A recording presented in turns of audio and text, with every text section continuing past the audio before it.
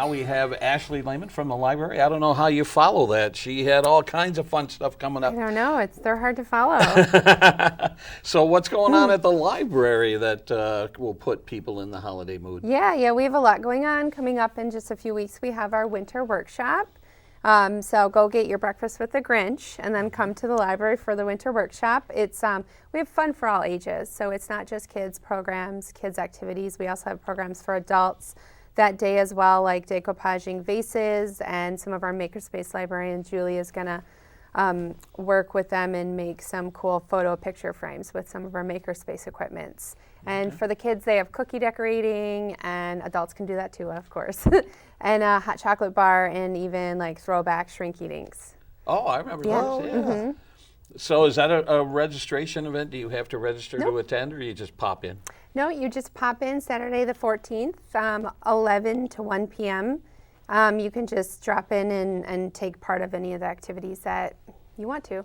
Is that in the meeting or the meeting rooms? Mm-hmm. Yep, meeting room, and then we do have activities for kids in the kids room as well, like little stacking presents and just fun little activities where they can win stickers and stuff like that. Okay. Yeah. Is this a new event, or have you been doing this a while? No, we've been doing Winter Workshop. It used to be called, I think, the Elf Workshop. Oh, okay. A while back. We switched it over to Winter Workshop.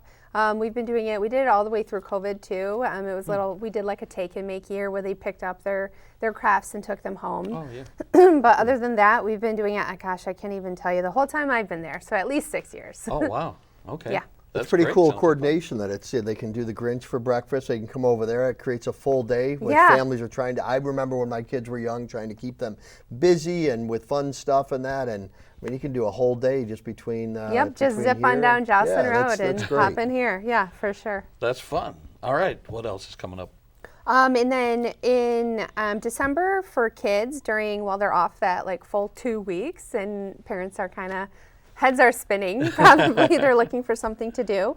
We have our winter break week program. So during those 2 weeks, there's 3 to 4 programs each week.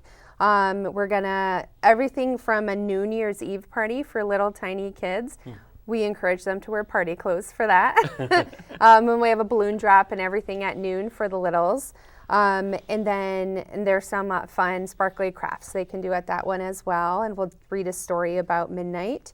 And then we also have other things like bubble science for older kids, a Lego drop-in program, and a crafternoon where you can just stop on in and craft with our arts and scraps. That New Year's Eve event is pretty appealing. I don't know about you guys. I'm having a hard time making it to midnight on a lot of these things now. And so is that adult friendly too? If you have a little with you, yeah, you are encouraged. I've got to find kids for all this stuff. Yeah, if definitely. anybody's got a child out there that they go. need, someone to take it to some hair, things, so I can go to these things. Well, the one that I'm most excited about is, and then it kind of went viral on Facebook and Instagram and TikTok recently, was a stuffy story time and a stuffy sleepover. So it's a pajama story time, and then we encourage kids, again, you need a little for this one, Man. to come on in and bring their stuffed animal, and then they leave their stuffed animal at the library overnight, and then they can pick up, I think we're doing email, but we'll email them like a report of what their stuffed animal got into overnight, like the copy machine or they did like an animal story time. So Do you take pictures of them getting into mischief? Yes. Like Well, somebody takes pictures. Maybe it's an elf. I don't know. Well, that's a really cool idea. Although I've got to believe I remember when my kids had the stuffed animals that they were attached to. I gotta imagine it's difficult for some to leave it behind. Yeah. Is that the idea? Is that part of the idea to help start getting? It's kind of like get used to leaving, dropping off stuff like that. But yeah, encourage them that these animals are gonna do some magical thing while you're gone, and you'll be able to see it when you pick up or when we email you the report, their nightly report. It's a neat idea. That's really I've never heard of that actually. It's really if they cool. really don't want to leave them, they can take their stuffed animal home.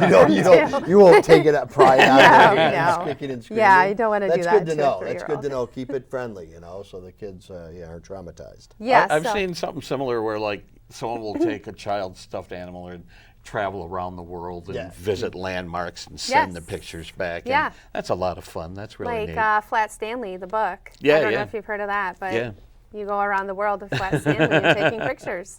Yes. That's awesome. That's great. Definitely. All right, what else? So that's kind of our December for our kids. We kicked off Battle of the Books for 5th graders just a couple weeks ago. Yeah, I saw the post. And we have over 100 kids signed up already. So we're excited for that. They're going to read 10 books. These are all Lake Orion 5th graders only, so it's very exclusive. You can't come to this one either. Sorry. I'm starting to really think the library doesn't want me. So at the kickoff, did you announce the 10 titles and authors? We did announce all 10 titles, and then they, might make a team of 3 to 5 5th graders, and they read the books. And in March, we will have a trivia contest for them, and a couple other adventures along the way, so they don't get bored reading books for 4 months. No, that's awesome. I've been covering the event for 30 years, where it used to be contained in the meeting room at the library, where there was just a couple of teams. Now it's just turned into this big event that fills a gymnasium. So yes, it's spectacular. Really cool. Yeah. You guys really bring it when it comes to programming, don't you? We try. I mean, I'm only talking about kids stuff so far. Yeah, so right. Yeah, obviously, I keep trying, but Have you locked down a speaker yet for Battle of the Books? Yes, we have a local author, a Lake Orion local. She grew up. She actually did Battle of the Books when she was in 5th grade. That's awesome. Yeah, she just released a book I think it was last year, Moss Heart's Promise. Her name is Rebecca Mix, and she got into reading after she did Battle of the Books. It's like the coolest full circle that's a great story. perfect to have as your speaker, definitely. too. Because most of the kids who do Battle, they're very interested in, like, how do you publish a book? Like, how did you do this? And to have someone there who has been in their actual seat before is really exciting for us. What a smart thing for parents to get their kids to and involved in, because especially with this speaker, I gotta believe there's gonna be some kids that come out of it with their own, plans to make their own book. Yeah, definitely. They really get interested about writing and publishing books. Like, it's like the main question they have for our authors. So having her here and talking about the process with these kids and how she got into it, we're just beyond excited about it. Yeah. Fantastic. What's neat about the event in March is, athletes are always celebrated, the bleachers are always full, cheering on games and stuff. And what's great about Battle of the Books is the bleachers are full with families, parents holding signs. The kids are in costume. They come up with themed team names and costumes and everything. And they turn reading into this competition that makes these kids really enthusiastic, and they celebrate and cheer. And I can't imagine coming out of that not having a passion for books. It's really a cool event. Opportunity you guys create. And we love it. We love that they like to, it exposes them to books that they wouldn't read on their own. So a book in verse. So a lot of kids are like, ew, poetry. But you give them a book in verse, it's a novel, it's a story, and they realize, wow, this is really cool to read poetry, and it forms this long story. And they really get into stuff like that. Or they're very excited about graphic novels, but then they didn't know that they could do a nonfiction graphic novel that's just as interesting as a fiction book as well. Yeah, that's a great event. I love it. Yeah. It's our favorite. We have our mentors meeting for the team mentors coming up in a couple weeks, and then they're just going to, hit the ground running reading the books for the next couple months. Now, I said I've covered it for at least 30 years. How many years has it been going on? 40. Is this upcoming one 40? So you're celebrating the 40th anniversary of Battle of the Books. The first one is in 86. Wow. So 25 would be number 40. So we're excited, and most of the parents now are around. That was when they were born, so they're kind of very interested to see that they've heard that Battle's been around for that long. Yeah. What's neat is some of the videos that I put together back in the 90s you can find on YouTube, and these are 5th graders 30 years ago, and now they're parents with kids, and they can see themselves taking part in Battle of the Books, and it's really neat when they discover that. Yeah, they might even be a Battle author coming back. Exactly. I'll have to look at my archival. Do you wonder what year you said Rebecca. What year did she take part? I'm gonna have to figure that out. I But will let you know. Yeah, Yeah. I Now Was might it be the able to Orion do battle? it. It was Yeah, one it that was you Lake guys put on? Orion. Yeah, Yeah. she doesn't live. She's still in Detroit area, but she grew up in Lake Orion. So That's awesome. Yeah. That's great. I will let you know though, because I'm super interested. Yeah, that's really cool. Yeah, for sure. All right. Anything else you want to touch on? Do you take yeah. part in the parade that's coming up? are, yes. What's your involvement in the parade? We decorate our book bike, so we have a kind of a mini float. I've seen it. It's Yeah. currently being decorated, I think, as we speak. I'm not going to give away our theme or anything. It's stories, right? It's the whole Storybook theme? is Yeah, the the theme. Yes, story story. theme. Yeah. So yeah, ours they're decorating. I'm going to be walking with it. I think I don't know who's riding. Hopefully, we'll get our director Chase to ride the bike this year. I wonder what kind of challenge that is. Biking from Blanche Sims along the parade route to the Elizabeth Street School. That might be a little bit of a workout. I don't think so. I think walking it in a full costume with a giant head and trying to bend over to every kid. Is this what you're doing? Maybe.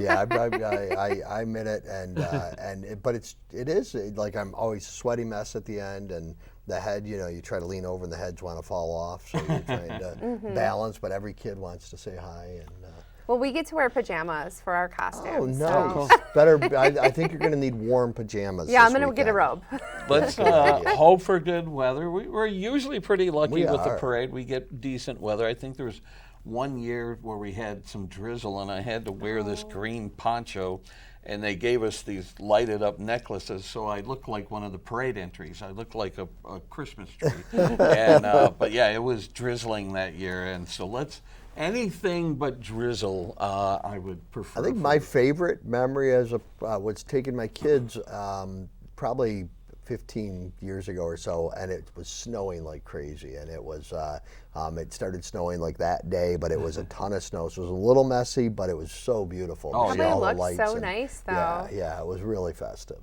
I like that. That's fun. All right, make sure you wave to the cameras when you go by. Yeah. Oh, yeah, definitely. What was the other event you were going to mention? Oh, okay. We have it's a 3-program series coming up this is on a Sunday. It starts in January. It's kind of a partnership with Oakland University School of Music and Theater and Dance. It's a professional saxophonist and pianist. They're going to be there and kick off that program series January 12th. So come see a really cool musical show. That's There's awesome. no lull in your programming. You guys just No, always have definitely. You something can coming. come to this one. There you Finally, go. next year I get to come to something. January 12th. Yes. I don't have to find a kid on this. Well, you can also come to our book clubs as well. We have we have book clubs for all ages, but our grown-up book clubs are kind of kicking off really hot recently. We have anything from a cookbook club and all the way to a romance club. They meet all over the place. We meet at the library. We meet at OPA, at a bar, and then we also meet at 313 Pizza. So they're all over the place. Any type of reader, like I said, romance, fantasy, cookbooks. That one comes with food too. Oh, that sounds like a good one. Yeah. Yeah, so those are the book clubs. You can find out more information on our website about those book clubs or in Orion Living as well. Awesome. Yeah. I want to put you on the spot. What's on Okay. your nightstand right now? What I are knew you were going to ask I me. know. I hope you came looked prepared. It up. What are you reading? The Husbands by Holly, maybe Gramazio, I think is her last name. It's this lady wakes up and she has a husband, but she doesn't know the guy. And her whole family, her whole history, her whole phone photo memories is her and this husband. And then he goes upstairs to change a light bulb, and a different husband comes down. So she has this rotating cast of husbands and different history. I haven't started it. I literally just checked it out today for my book club. It's a little kind of fantasy element, maybe. Yeah. I don't know, that sci-fi, like I don't Be careful know. where that one goes. Like, universes. I don't think yeah. it's going anywhere too racy, but I think I'm quite interested to see. It's kind of like this: what do you like in people? What qualities? Because she's single, so now she all of a sudden has these husbands that she has to get used to. So, yeah, that's interesting. That's awesome. on Yeah. my nightstand right now, the Treasurer's Guide to Tax Collection. Oh yeah, And it's you're really, immersed in it that? is a very fascinating read. It's just once you start, it's hard to put it down. And it puts you to sleep. It's like does that. tryptophan. Yeah. I'm always fascinated with like the history of Hollywood and movies and stuff like that. So I'm just about finished with a book that's the history of 20th Century Fox, the movie studio, and it's just absolutely fascinating. Just the origins and how Fox Films merged with 20th Century Pictures to form 20th Century Fox. And there's one guy, I'm trying to remember his name off the top of my head, but he had his hand in everything from picking scripts to actors to editing and everything. Like everything went through this one guy, and they produced some of the greatest movie classics in film history. So it's really fascinating to read about the process of filmmaking. It was very different back then. I remember the actors were not making the big bucks back then. No, they were all contracted and could be loaned out to other studios, and they benefited by becoming stars, but they had very little say. And then at the end of the studio era of making films, that's when actors were free to act in whatever productions they wanted to be in. But back then, you were on a contract. As a matter of fact, in the early days of musicals, if you were a big star with the studio and they wanted you to be in a musical, they would put you in a musical whether you can sing or not. And so there's clips of Clark Gable and Cary Grant and Jimmy Stewart having to sing through these scenes. It's really kind of comical. But so that's what I'm just about finished up with now, is the history of 20th Century Fox. Nice. Yeah. So, sounds interesting. Yeah, I love it. I love reading about the history of that sort of thing. So, yeah. Cool. All right. Anything else you want to end up on, or? Well, you know what? If you're on TikTok, we have a new series called Book Bites and Local Delights. So it's a fun series where we go to local restaurants and pair it with a book. So today we just posted one. We went to Professor Soup's and we had a book about soup. Great spot. So, Great so spot. yeah, and we get to try their and we do interview the owners. So it's What really other ones cool. have you done in Orion? We've been to Parlor Donuts. Oh yeah, great. Rocky, he's a good man. They're doing good work over there. We went to Yates. Okay. Had cider. Yeah. And it happened to be free donut day, so that was Can't beat awesome. that. Where else have they gone? I don't know off the top of my head. Okay. There's only 5 of them so far, but it's one of our youth librarians, Lydia, and our marketing librarian, Paige, are kind of spearheading that fun project. Really unique, cool Yeah. idea. I love it. That's what I love about this library is, people think of a library as just a place to check out books, but our library is always keeping up with the trends and the technology. Dan Major comes here to ONTV to record a podcast. You guys are on TikTok. You have all that cool makerspace stuff from 3D printers to, wood burning and Cricut and all that stuff, and it's really cool to see the library always staying on pace with the technology that's out there and the trends. And the makerspace gets really busy in the winter with people making Christmas presents. Yeah. So if you want to go, book your time. That's There you really go. cool. Yeah, no, you are not the library of the past. No. You guys are definitely. We try not to be. It's full more like place to this be. information hub Yeah. where we can send you off into the world with information. Yeah, And the fact that you're right on the Pollyant Trail is kind of cool too. yes. Yeah, that's right. it's neat. Yeah. So, yeah, good stuff. And the library, in a way, is being recognized by the chamber for the beautification efforts that they make on the grounds Yeah, with definitely. the gardens. Oh, and that backyard, plantings the and backyard, I call it's so beautiful back there. I really like it a is. lot. It's our Gardening Angels. They're Yeah. a group of volunteers, and they'll be recognized on Thursday at the Impact That's Awards. right. Very we will cool. be there. Yeah. Yeah. For sure. All right, Ash, thanks for coming in. And You're welcome. so much going on. You can't claim that you're bored here in Lake Orion. There's No, always something to I do. just kind of hit the tip of the iceberg here. So there's so much more on our website. Yeah. Yeah. All right, thanks for coming in. Thanks for Thank sharing. you. Thank you.